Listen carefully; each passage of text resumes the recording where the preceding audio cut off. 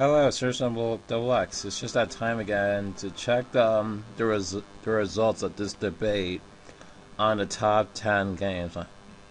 So let's first check out the least favorite of them all. Number 10 is Aero Gauge. Like I said, 4 courses per Grand Prix and trial mode, so it's great for just being a game that could be finished off in under 10 minutes. But it's fine where it stays.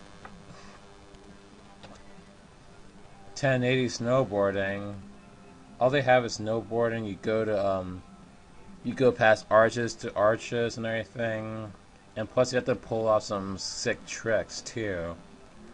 But it doesn't like keep going on forever, you know. There's only like 6 courses though.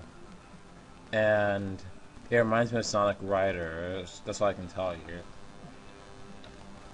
Number 8 is Rayman 2: The Great Escape. About this game is it's one of the most creepiest and horrible looking games in the century. All these creatures you see can be considered your imaginary friends if you can imagine them up as something that doesn't even have a species of its own. And it's a one-player game, and yeah, I choose as number 8. Kirby 64 Crystal Shards. The only thing that has improved in there is you get to have 2 power-ups more than just one alone. You combine these 2 power-ups to form like a new type of weapon you have on your hand. Like if you have like a cutter and a fire, you have a flaming sword. If you have like two bombs at the same time, then you can have rockets. That's much I can tell you. Government Adventure, it counts as a 2-player game, and yes, it's a little like on Kirby 64, but it's a 2D action though. And the graphics is still looking quite nice too.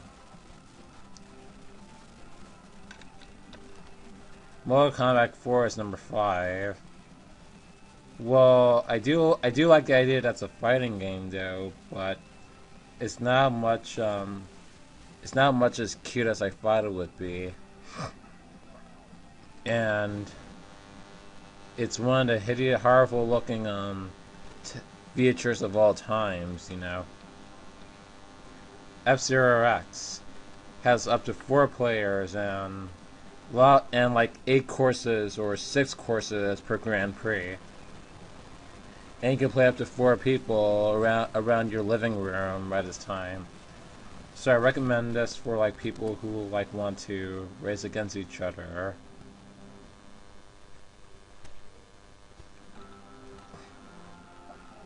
Number 3 is Bangai-O.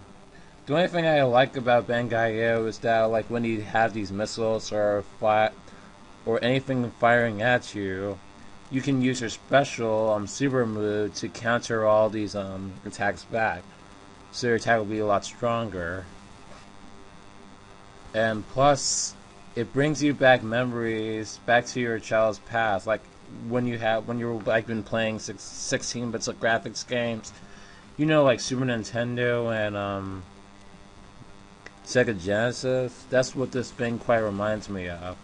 I don't know why it's not in Sega Genesis or Nintendo or Super Nintendo, but as long as it's worth playing, then I'm chill with that. Super Smash Brothers is number 2 here, and it's one of the only games I know where you have like they can play up to 4 players fighting against each other, head to head, toe to toe. And the rules is that people die only by getting knocked out of the ring.